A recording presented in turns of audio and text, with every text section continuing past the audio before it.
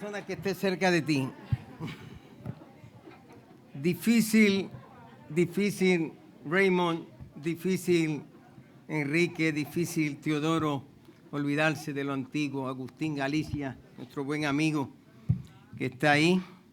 Bueno, Agustín, se pueden ocupar los asientos, ya Hilario pues no está con nosotros. Pues esos son los más que me han acompañado a mí compartiendo habitaciones. Hilario y Agustín Galicia. Juntos hemos estado en tantos sitios, en tantas aventuras en el ministerio. Al final nuestro hermano Gianni, a quien bendigo, se ve bien. No sabía que estaba en la Florida, pero mi hermano, te bendigo y al final pues entonarás otro canto. Gracias por estar aquí, que esta sigue siendo tu congregación. Así, hermanos, les quiero invitar a acercarnos a Filemón capítulo 1, versículo 18. En realidad, mientras revisaba las notas en el día de ayer, recuerde que a veces son notas preparadas ya hasta de meses, pero cuando se acercan los momentos de la prédica, yo tengo que trabajar sobre las notas, añadir aquí, quitar por aquí, volver a reflexionar acá y prepararme para lo que se conoce como extemporáneamente. Nuestra hermana Gladys es maestra homilética y sabe lo que significa lo extemporáneo. Es lo que tú te sale de algún que otro pensamiento que sentiste que Dios te habló a ti y tú quisiste citar ese pensamiento para otras personas. Mientras analizaba, en realidad son dos sermones, con la ayuda del Señor trataré de ponerlo en uno solo porque quisiera terminar en un solo sermón, pero Dios sabrá. Dice la Escritura en Filemón 1:18, temática la devolución de Pablo. Si en algo te dañó, y recuerda aquí se está hablando de un concepto, si en algo te dañó, o si te debe, ponlo a mi cuenta. Dos alternativas. Te pudo haber dañado algo, o puede tener una deuda contigo, pero ponlo a mi cuenta. Yo me hago responsable.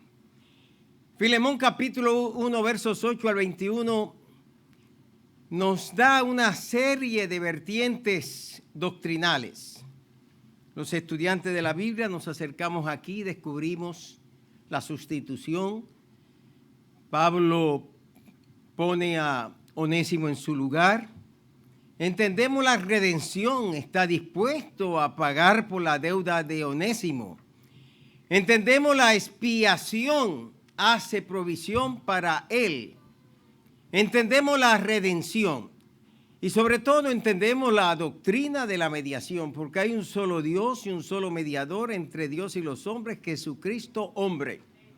La iglesia tradicional ha puesto a María, a quien honramos los evangélicos, pero la ha transformado en la mediadora, pero no llegó a ser la mediadora oficialmente por encíclica papal hasta el siglo XIX. Pero ya desde el siglo II había las tendencias a tenerla en las oraciones, incluyendo al Hijo. Ya se había hecho la Sagrada Familia, ya se había puesto como la mediadora, ya se había puesto como la reconciliadora, hasta que se transforma en la Madre de Dios. Y Dios no tiene madre, pero Jesús en la carne sí tuvo una madre llamada María. 5 cosas deseo señalar. Número 1, quiero señalar el ruego a Filemón y observamos el versículo 8. Por lo cual, aunque tengo mucha libertad en Cristo, digan conmigo en Cristo. En Cristo tú gozas de unos privilegios y gozas de unas libertades. Pablo le dice, por lo cual, aunque tengo mucha libertad en Cristo, para mandarte lo que conviene. No es que te mande la carne, no es que te mande mi naturaleza humana completa y total, no es que te mande mi posición apostólica, no es que te mande como tu pastor y tu líder, pero en Cristo yo tengo mucha libertad para mandarte lo que conviene. En posiciones espirituales, nosotros podemos exigir algo de una persona que sea voluntaria. Pablo aquí pinta un gran ejemplo de cómo se trata a un subalterno. El que está en autoridad tiene que ser honrado, pero el que está en autoridad tiene que saber reconocer a aquellos que están bajo su autoridad.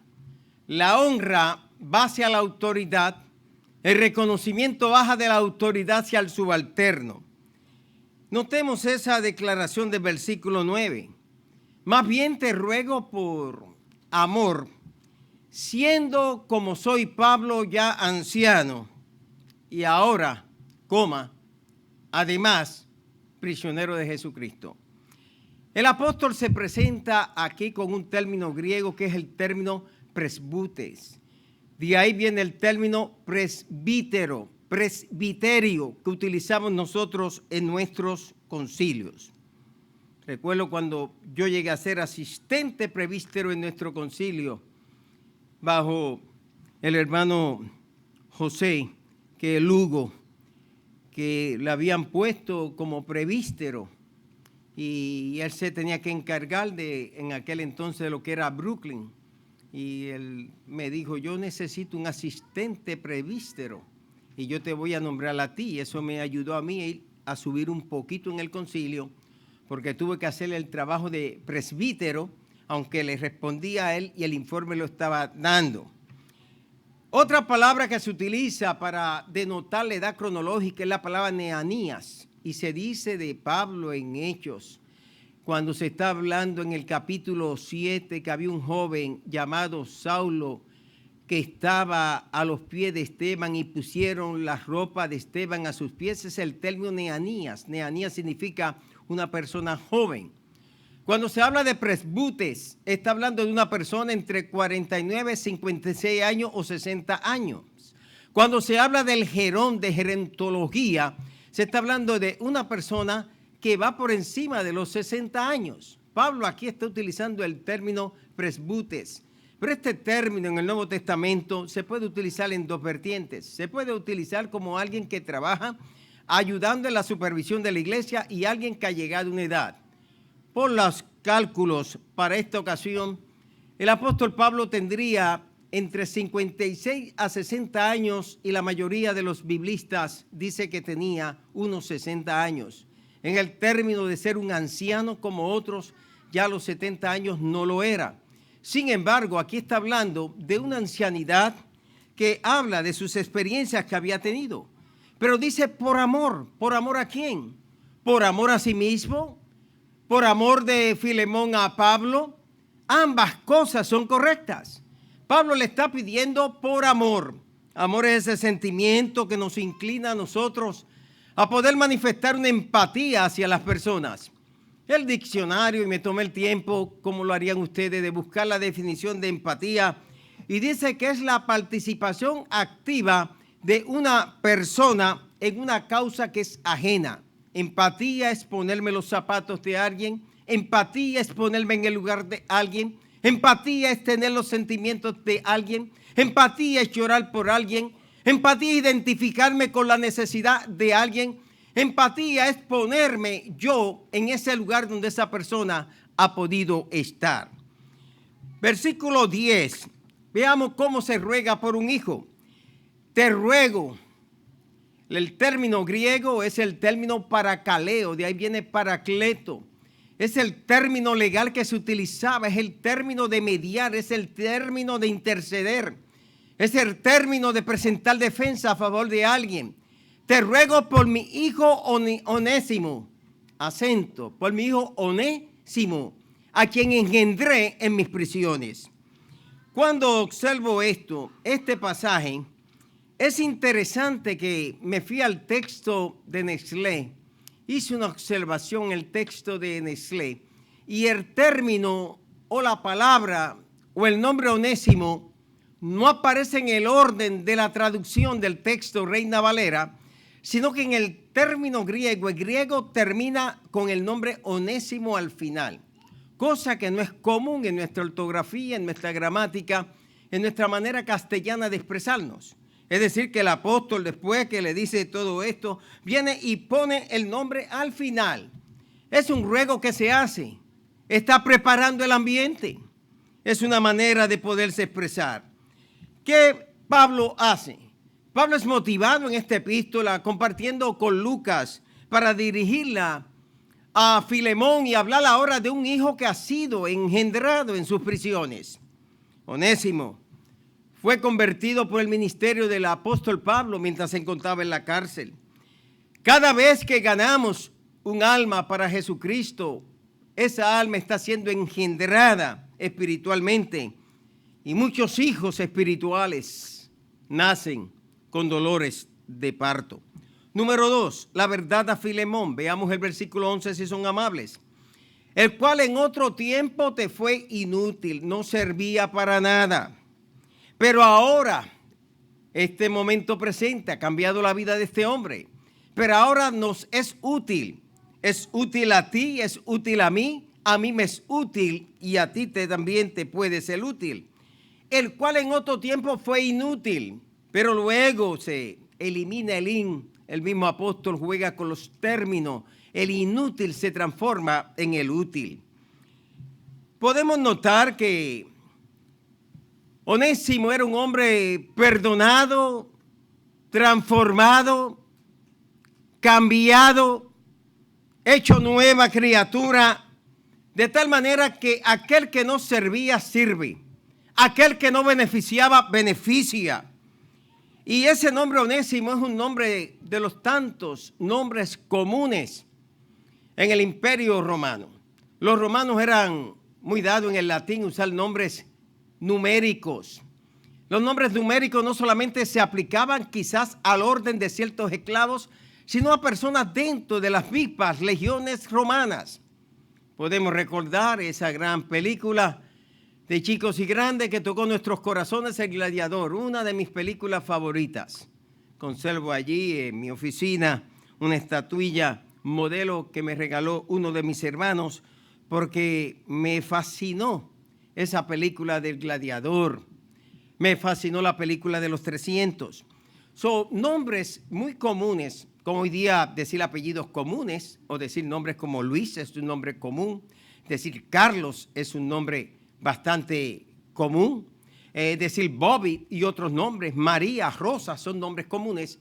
Entre los latinos y en el Imperio Romano que hablaba el latín, los nombres numéricos podían ser tercio, cuarto, quinto, sexto, séptimo, octavio, y por ahí puede seguir los nombres que se le daban. Así que muchas veces los amos llamaban al esclavo tercio, ese era el esclavo tercero, que de alguna manera se le dio ese nombre, o cuarto, o séptimo, eran los nombres que se relacionaban. Y en este caso el nombre Onésimo es un nombre muy común que dado a los esclavos. El poder transformador de Cristo Jesús puede tomar un alma y de algo que nadie ve futuro, de algo que está empañado, de algo que está a oscuras, lo puede sacar a la luz y puede en un lienzo que no se ve ninguna imagen hacer la mejor imagen productiva. A los inútiles, a los que no sirven, como yo y algunos de la sociedad, Jesucristo los transforma en útiles para el reino de los cielos, como hizo con cada uno de nosotros, que seríamos la mayor evidencia de que Jesucristo está activo, que Jesucristo cambia, que transforma, que perdona pecado y hace nueva criatura. Aquel que no servía antes como esclavo, y era esclavo, no era dueño de su voluntad ni de sus sentimientos. El esclavo no era dueño de la familia. El esclavo no era dueño del cuerpo. El esclavo era propiedad completa y total de su amo. Aquel esclavo fue transformado por el poder regenerador de Cristo Jesús. Pero me puse a pensar lo que son las contradicciones quizás, o lo que son los complementos quizá, o lo que son los opuestos quizás. Podemos notar que Onésimo era esclavo y Filemón era el amo del esclavo. Que Onésimo era propiedad y que Filemón era el dueño de esa propiedad. Pero también podemos ubicar que la transformación de ambos hombres ocurre en algo que deseo señalar. Primero, ocurre en tiempos totalmente diferentes. Ocurre en lugares diferentes. Ocurre en circunstancias diferentes. Pero la misma persona fue el instrumento utilizado por Dios para que ambos pudieran nacer de nuevo como nuevas criaturas en el reino de los cielos. Queridos hermanos y hermanas, amables oyentes, iglesia presente, sin Jesucristo sentado en el trono de nuestras voluntades, nosotros seríamos seres humanos improductibles, inservibles, insensibles, sin propósito, sin poder buscar el norte de Dios para nuestras vidas. Número 3, quiero considerar la devolución a Filemón, lo cual es el título de la presente exposición. Observemos el versículo 12, el cual vuelvo a enviarte. Tú pues, recíbele como a mí mismo. Esto es una luz de la doctrina de la sustitución. La traducción en lenguaje actual, de la cual me beneficio muchas veces, dice: por ahora te lo envío de vuelta y espero que lo recibas como me recibirías a mí. Cierro la cita.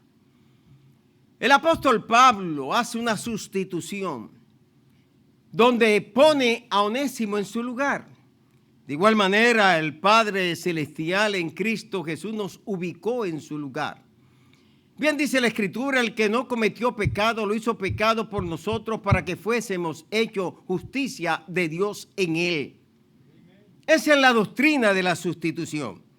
En la cruz del Calvario tú y yo teníamos que morir, ser crucificados, atravesados por una lanza, ser el escarnio de los que estaban presentes.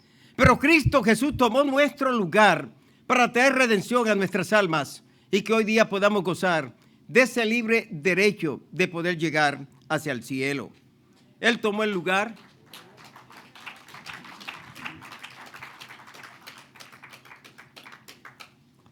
Tomó el lugar de los hijos y las hijas de Dios, como dice el doctor Mal Perlman en Teología Bíblica y Sistemática enseñada en los institutos bíblicos por décadas.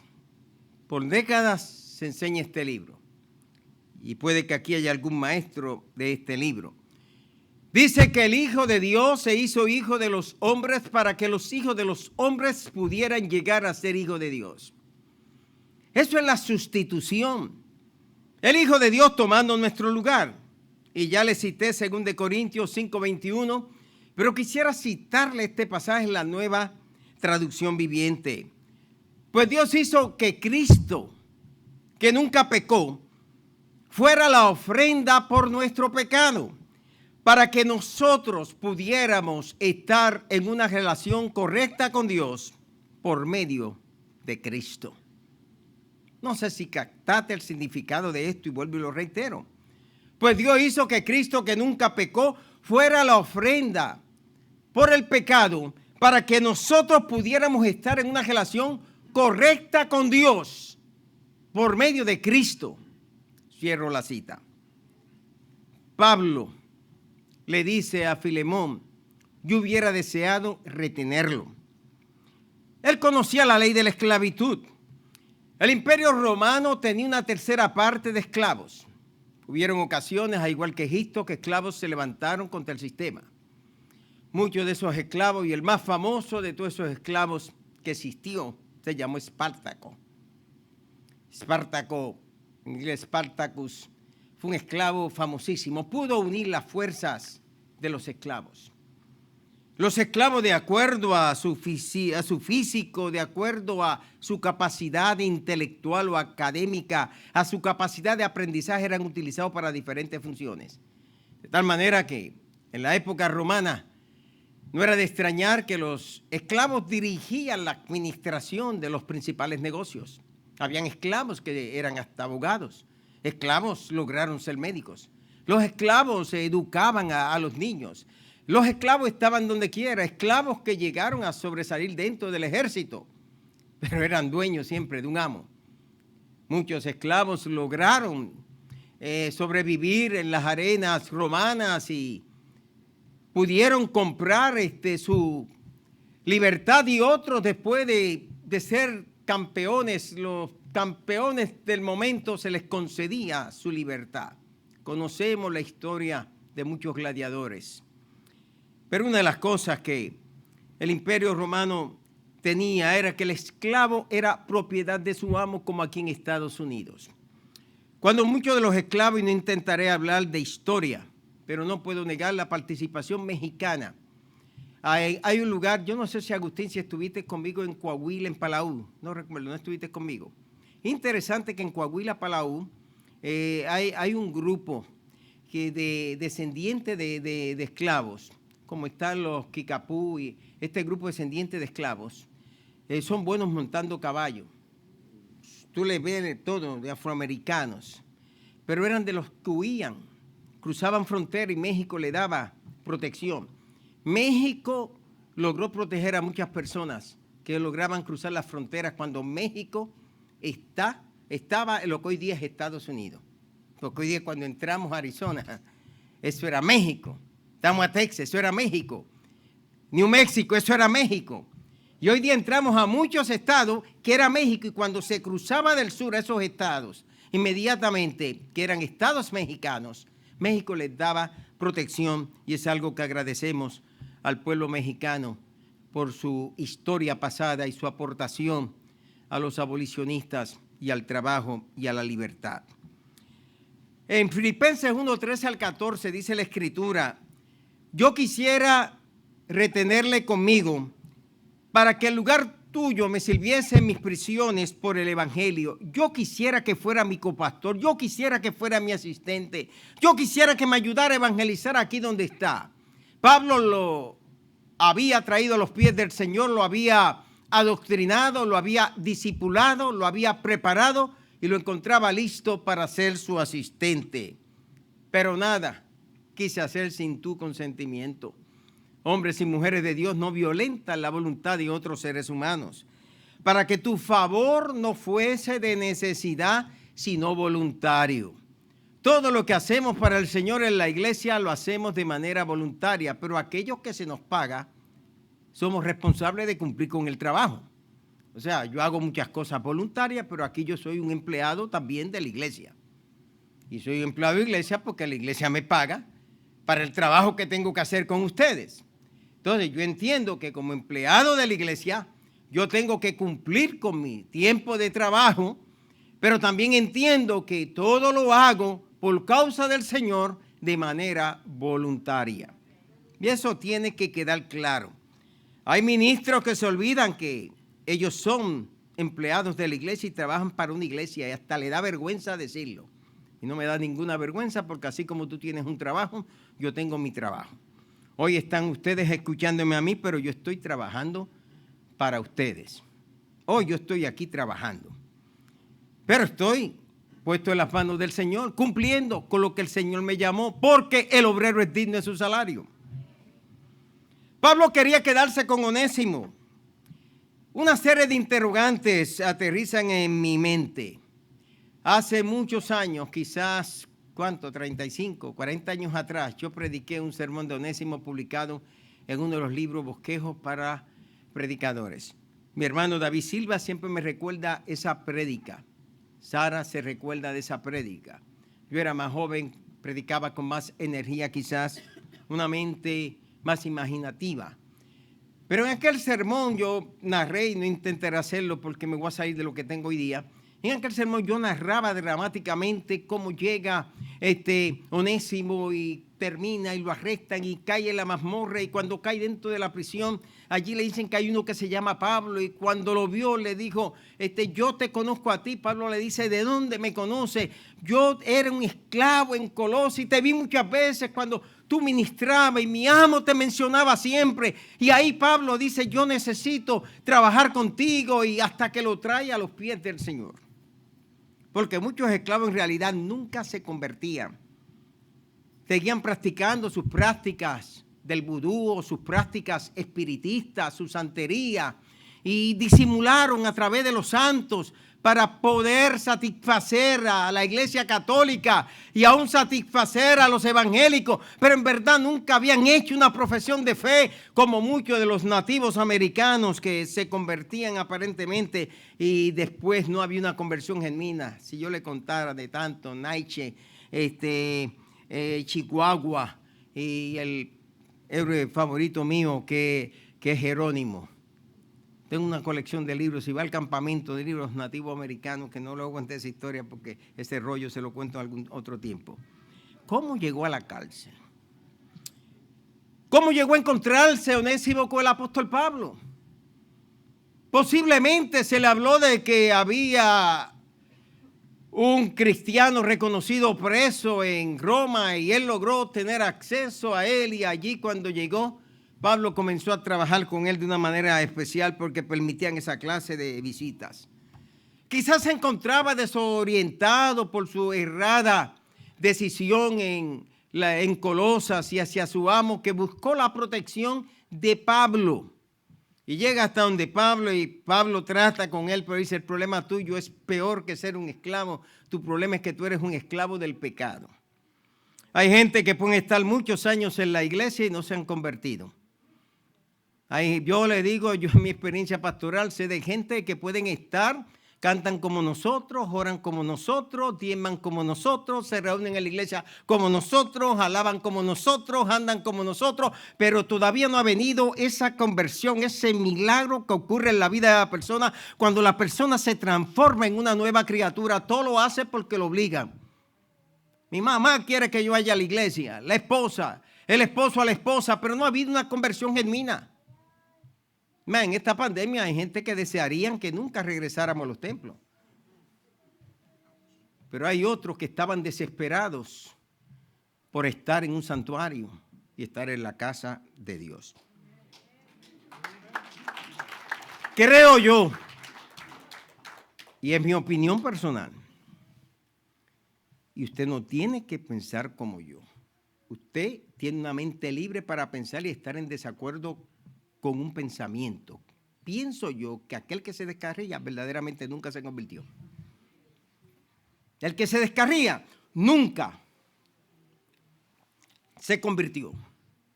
Aceptó la religión, aceptó una iglesia, aceptó una membresía, se sometió a un bautismo en agua, pero nunca hubo una conversión genuina en su corazón, porque para mí el que se convierte no puede retroceder. La verdadera conversión, y no es salvo, siempre salvo, eso no creemos. La verdadera conversión es una entrega total. Ahora, hay quienes han pasado por muchas cosas buenas, pero el que se convierte de verdad, no sé si está usted de acuerdo conmigo, pero convertirse de verdad es irse de aquí para el cielo.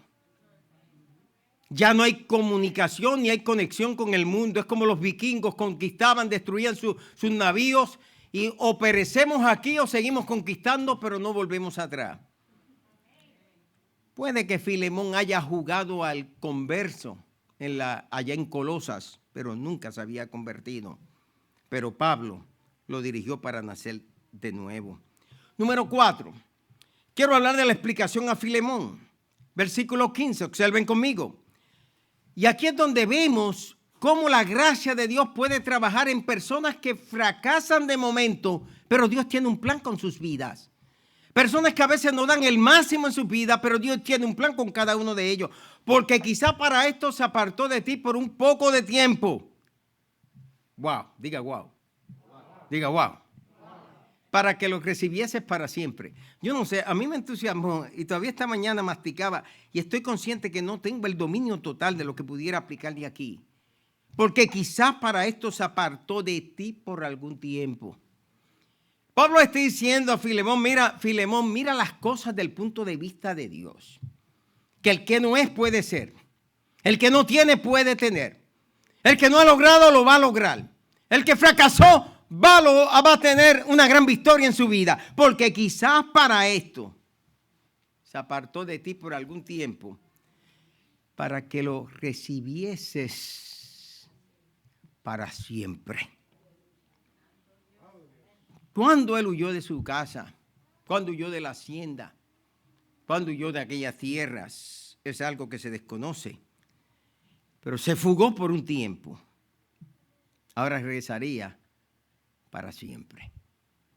De ahí donde encuentro personas que sí vinieron a la iglesia, hacían todo, se vieron como esclavos del Señor. Pero un día dijeron, esto no es para mí. Esto no es para mí, yo no estoy preparado para esto todavía. No tengo la madurez para esto. Yo no puedo estar el resto de mi vida metido en esto. Y se apartaron. 15 años, 10 años, 20 años.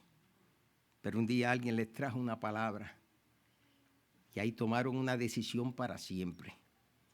Y Dios los levanta como ministros fuertes, Dios los levanta como misioneros, Dios los levanta como predicadores, Dios los levanta como cantantes, porque esta vez hicieron una decisión firme. Unos domingos atrás dije esta expresión y una de las hermanas me recordó la oración que hice siendo jovencito y los que me conocen de joven. Mi temor era no perseverar, a no lograr como otros que decían, llevo 1 año de convertido, llevo 5, llevo 4. Ese era mi temor. Yo decía, yo no sé, esta gente dura, pero yo no voy a llegar hasta allá abajo. Por eso yo contaba al principio los días y los llamados meses de estar en la iglesia. Y es estar en la iglesia, pero es estar en Cristo. Puedo estar en la iglesia sin estar en Cristo.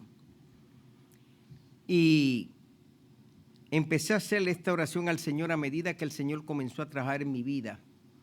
Le dije, Señor, si me aparto y me vuelvo al mundo y vuelvo a la misma esquina y decido dejarte, porque el Señor no deja a nadie, uno lo deja a Él. El Señor no abandona a nadie, uno lo abandona a Él. El padre del pródigo no votó al hijo pródigo, el hijo pródigo votó al papá. Te pido, Señor, yo era joven, era el único que podía decirle que me quites la vida. Mátame, Señor, y llévame al cielo mejor. Pero yo no me quiero apartar de ti. Yo invitaría a muchos que hicieran esa oración a Dios. Esa oración de entrega total. Quizá no la diga con las mismas emociones que yo le expresé por ser joven. Quizá la diga de otra manera. Pues les ruego encarecidamente, mis amados hermanos, que perseveren hasta el final. Que amen a Cristo Jesús con todo el corazón. Después de esta vida hay otra vida. Cuando morimos seguimos viviendo. Cuando dejamos la tierra estaremos en el cielo. No perdamos esta esperanza gloriosa. Pero esos onésimos un día regresarán a la casa del Padre. Esos fugitivos como Jonás. Esos hijos pródigos que se mudan a una provincia distanciada. Esos onésimos que se van por los matorrales del mundo, que se van disimulando por los mercados de la vanidad. Esos onésimos que se van de vacaciones a alguna provincia apartada, un día van a regresar a la casa de Dios y nuestra oración es, Señor, tráelo y que ahora genuinamente se entreguen a ti y que sean mejores esclavos para ti. Onésimo, fugitivo de la gracia de Dios, fugitivo de la misericordia y del favor del Eterno, fugitivo del amo celestial, regresa a casa. Bienvenido a la casa, Onésimo, aquí hay espacio para ti. Pablo dice en el verso 16, observen conmigo, y aquí Pablo hace unas declaraciones que podemos considerar. Pablo dice no ya como esclavo, sino como algo más que esclavo. Wow, como hermano amado. Cuando se fue de ti, te dejó a ti, te abandonó a ti. Onésimo simplemente se veía como un esclavo, pero ahora regresa como un hermano amado. Mayormente para mí. Pablo le está dando la recomendación. Pero cuanto más para ti, tanto en la carne como en el Señor. Pudiera aplicar, y sé que me tomaría tiempo, que todo esto representa las relaciones empleador-empleado, obrero-patrón. Si tu patrón es cristiano, No le sirvas únicamente y haga el trabajo porque te paga un salario. Aprende a amar tu trabajo. Di, este es mi trabajo, esta es mi compañía, esta es mi empresa. Es cuando por ser cristiano tú harás el máximo. Hay quien trabaja bien para un converso que lo que le dice son malas palabras para que haga el trabajo, pero Dios le pone buenos patrones para ayudarlo y no pueden reconocer esos patrones y servirle y honrar a esos patrones. ¿Cuántas personas consiguen un trabajito? Quizás asistiendo y cuidando de personas ancianas, no todos. Así como no todos los policías son buenos, hay buenos policías y hay malos policías, el cambio es el uniforme.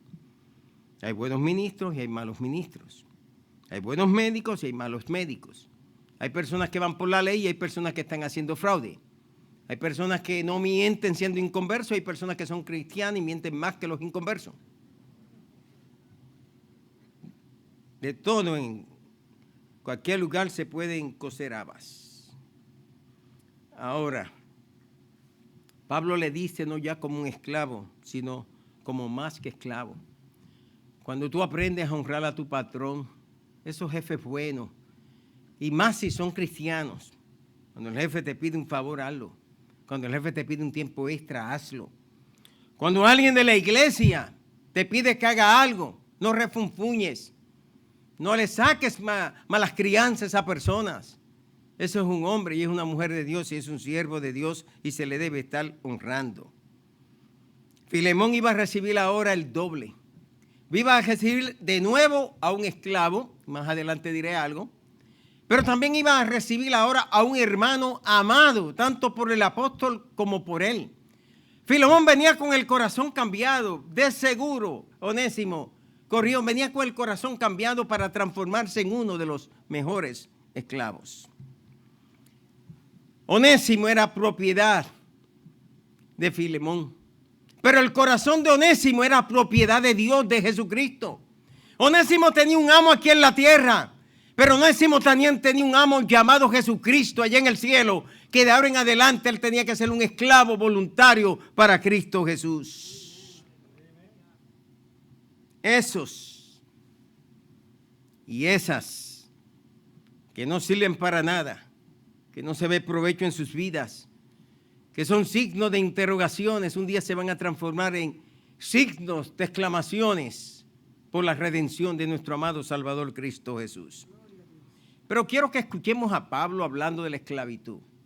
Las versiones contemporáneas van a cambiar los términos porque no son aplicables ahora. Pablo exhortó a los esclavos, Colosenses 3, 22 al 25. Dice, esclavos, obedezcan en todo a sus amos terrenales, no solo cuando ellos los estén mirando como si quisieran ustedes ganarse el favor humano, sino con integridad y respeto del Señor. Hagan lo que hagan, trabajen de buena gana, como para el Señor y no como para nadie en este mundo. Conscientes de que el Señor les va a recompensar con su herencia. Los esclavos no tenían herencia. Los esclavos a veces eran usados como padrotes para producir hijos. Esta esclava fuerte, este padrote, produce ahí unos cuantos muchachos y se los dividían. Eran víctimas los niños esclavos y las niñas esclavas de la pedofilia. Eran víctimas del maltrato y del coraje. Eran víctimas de criminales que con todo derecho podían matar a un esclavo por mirarle a los ojos. Pero el apóstol le dice a los esclavos cristianos, ustedes no son como los demás esclavos. Si el amo no se mira a los ojos, baje la cabeza. Si el amo le grita, no le responda. Si el amo deja algo mal puesto, no se lo robe. Pablo le estaba enseñando a ser buenos esclavos. Pero Pablo también le dio pau, digan pau, a los amos.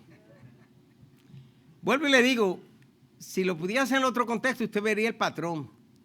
O sea, trabaja de buena gana con tu patrón, sírvele a tu patrón de buena gana. Aunque no te esté viendo el patrón, pon las horas que te corresponde estar.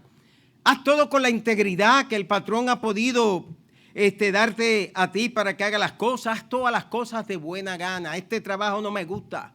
Hazlo de nuevo. Tuve maestros en la universidad que a veces el trabajo te lo tiraban así. Eso no me gusta.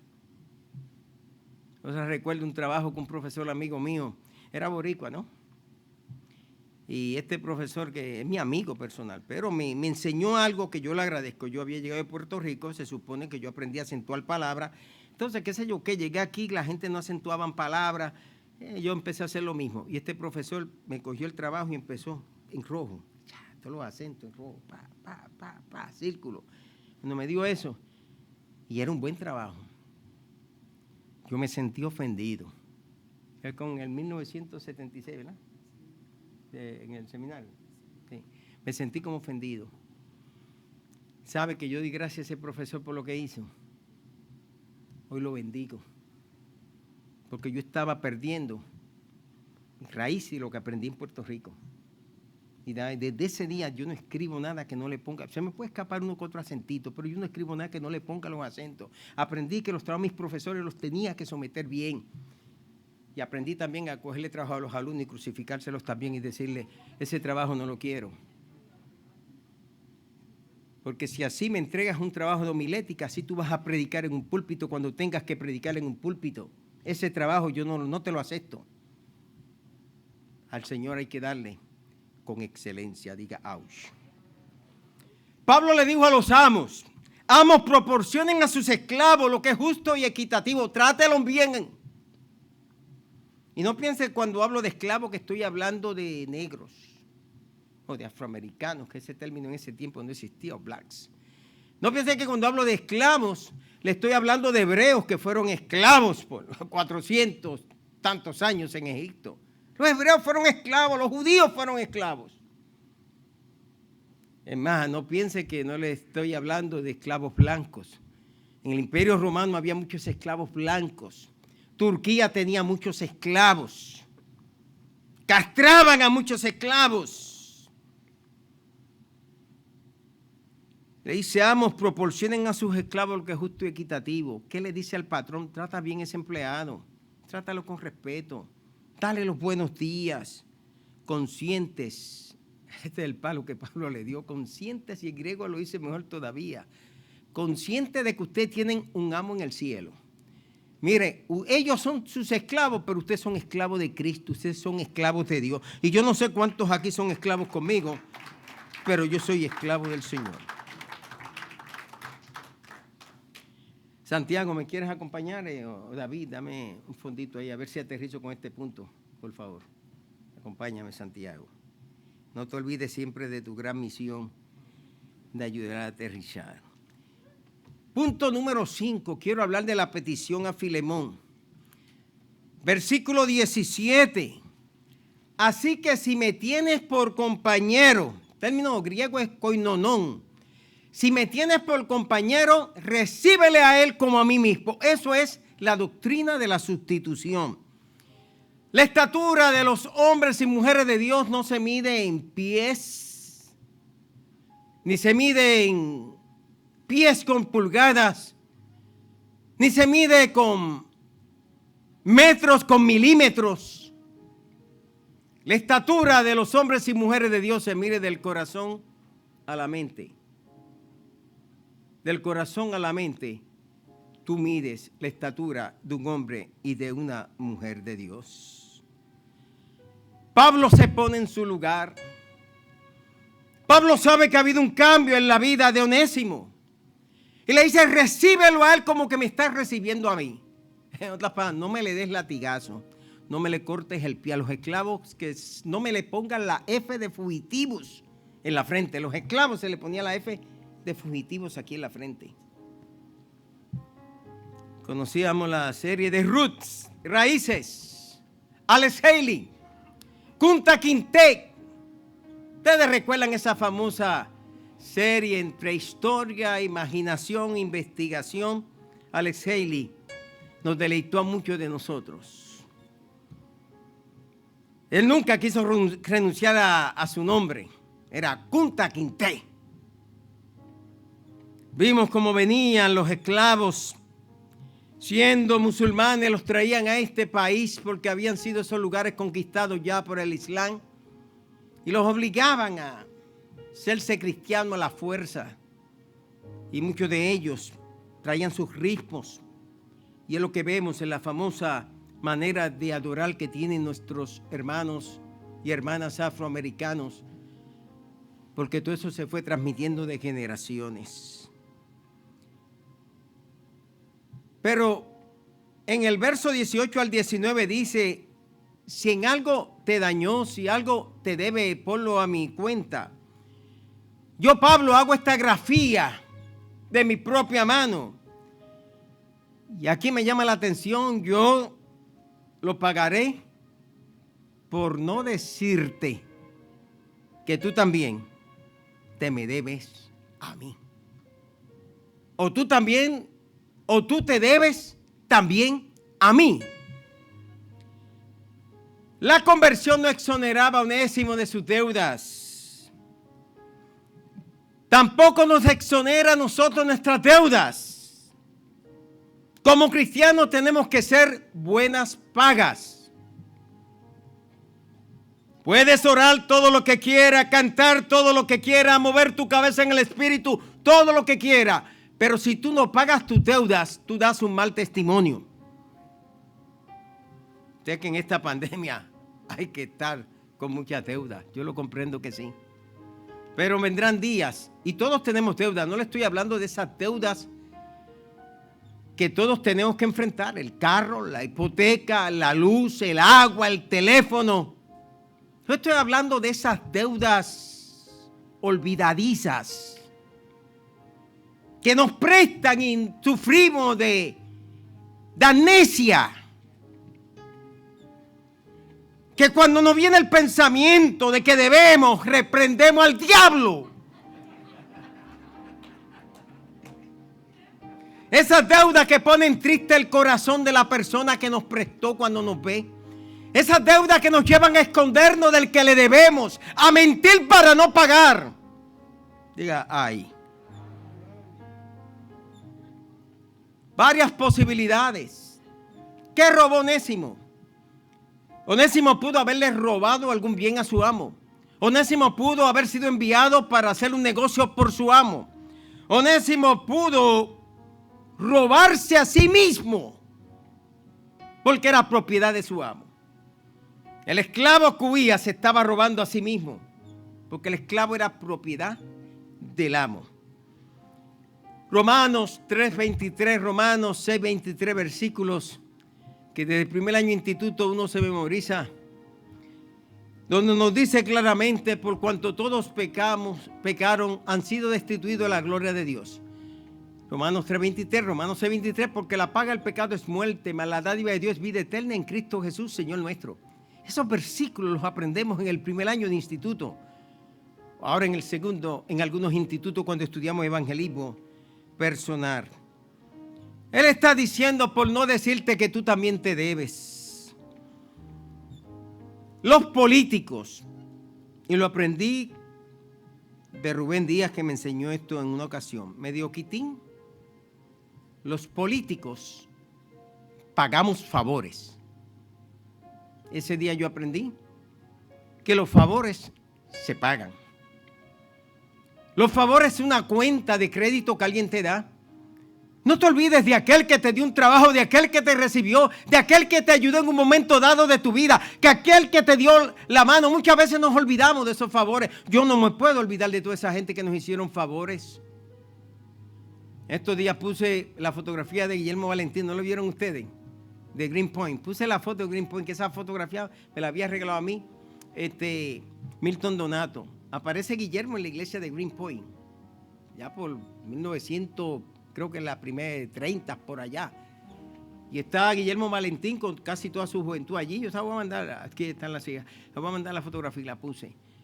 Porque yo pensé como Guillermo nos ayudó. Pero Rosa me dice a mí, mira Quitín, el jueves tenemos que ir a ver al patriarca. Abelardo puso un comentario del patriarca, gracias. Y Marlene creo que puso también. Me dijo, tenemos que ir a ver el patriarca.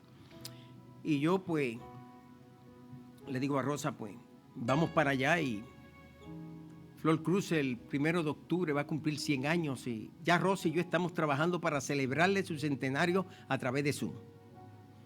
Vamos a conectar los diferentes lugares, las diferentes regiones internacionalmente para celebrarle a Flor Cruz su centenario, 100 años de vida. El patriarca que más ha ha tenido longevidad de vida en nuestra organización.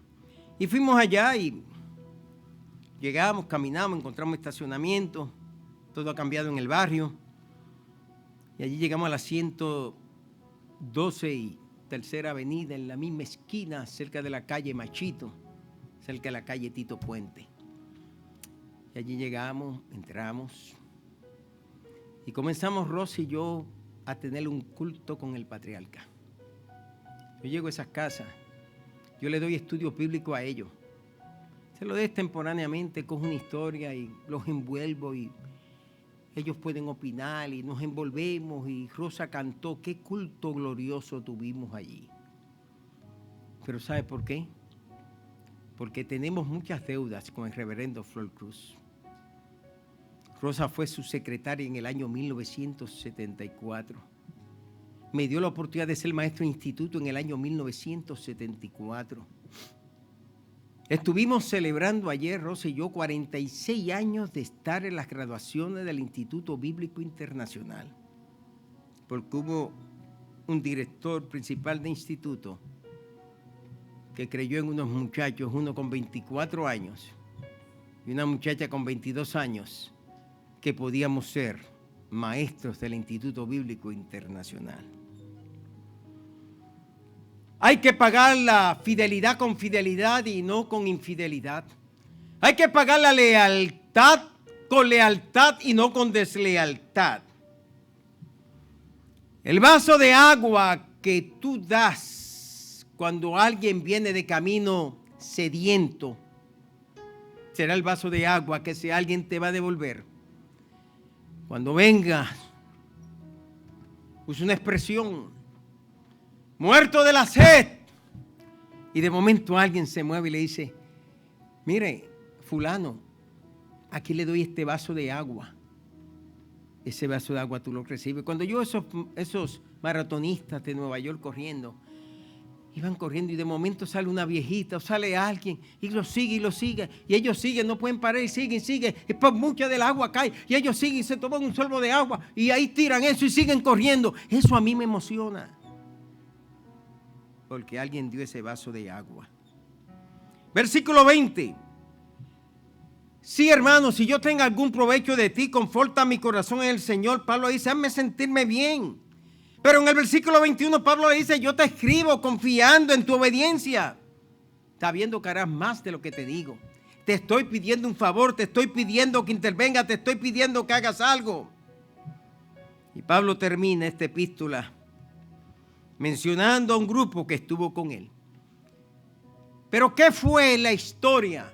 ¿Qué fue la tradición de Onésimo? Eusebio de Cesarea dice que Policarpo escribió una carta a la iglesia de Éfeso y que allí mencionó a su pastor Onésimo. Ignacio, uno de los padres de la iglesia, escritor de muchas epístolas, que fue de la patrística al igual que Eusebio, en su carta, y cito, sé que en toda vuestra comunidad se ha recibido en el nombre de Dios y han visto en Onésimo un varón de indecible caridad, pero burro, mi compañero de servicio. Burro era un nombre común que había, pero pasó nuestro idioma como alguien que hace las cosas mal, que no entiende. Pero burro, mi compañero de servicio, vuestro diácono, junto con Onésimo. Vuelve y se menciona a Onésimo. La iglesia latina, conocida como la Iglesia Católica Romana, que viene después de la Iglesia Ortodoxa griega, la Iglesia Armenia, la Iglesia Copta, la Iglesia Etíope, todas consideran que Onésimo fue obispo en la iglesia primitiva. Si es cierto, aquel inútil, aquel esclavo, aquel que huyó de su amo, que nació en las prisiones bajo el ministerio del apóstol Pablo, se convirtió en una de las figuras sobresalientes de la fe cristiana. En la iconografía se le ve en su mano izquierda con la epístola de Filemón, Lógicamente, la posición de los dedos representando siempre Trinidad, las dos naturalezas en Cristo, porque en toda iconografía católica o ortodoxa griega siempre el movimiento de las manos se está representando Trinidad o las dos naturalezas. En la iconografía es venerado y tiene un lugar entre los llamados santos de estas tradiciones religiosas. Pablo sabía que las oraciones no serían estorbadas. Envía de regreso a Filemón. Y tal parece, como dice la historia de los padres de la iglesia, que a Onésimo lo envía de regreso, que Filemón le pudo otorgar la libertad y que luego se transforma en uno de los líderes más fuertes que él dentro de la iglesia primitiva. Nunca sabremos el milagro que Dios puede hacer con una persona que quizás no servía, que era inservible. Pero cuando Cristo obra en esa persona, se transforma en lo que tú no ves, lo que tú nunca te puedes imaginar. Todavía Cristo puede hacer cosas grandes contigo y conmigo. Todavía podemos estar en la epístola de alguien, en el mensaje de alguien, en el escrito de alguien. Inclinemos las cabezas. Padre Dios eterno, te doy gracias y muchas gracias. Porque así como Pablo pudo ser el instrumento para cambiar el corazón de un esclavo fugitivo y quizás hasta ladrón y quizás hasta un autoladrón por robarse a sí mismo y tomar su libertad en sus propias manos. Un esclavo que le falló a su amo y se falló a sí mismo. Pero la providencia tuya, que interviene en muchos asuntos humanos, permitió que allá en la cárcel, de una manera o de otra, tuviera un encuentro con el hombre de Dios. Y allí el hombre de Dios no perdió su tiempo, sino que lo encaminó hasta que hubo un nuevo nacimiento y nació aquella nueva criatura. Onésimo, cuyo nombre significa útil, pero por sus acciones se volvió inútil. Filemón, que significa bienestar y provecho, contrarrestaba con su esclavo, pero ahora regresa transformado. Ayúdanos a sembrarnos como semillas de aliento y de ánimo, de fe y compasión en muchos Onésimos, que aunque los criticamos y podamos hablar mal de ellos, Dios, tú no miras el presente que nosotros miramos, tú miras el presente donde ellos van a estar. Y hoy quiero que nos ayudes a entender por el Espíritu Santo, Dios, que tú no estás mirando el presente de mi hermano ni de mi hermana, estás mirando el futuro de mi hermana y de mi hermano, y lo que no tiene tendrá, lo que no alcanzó alcanzará, lo que no ha tocado lo va a tocar, lo que no ha recibido lo va a recibir. La bendición que estuvo buscando viene ya de camino. Gracias, Dios. Buenas tardes a todos.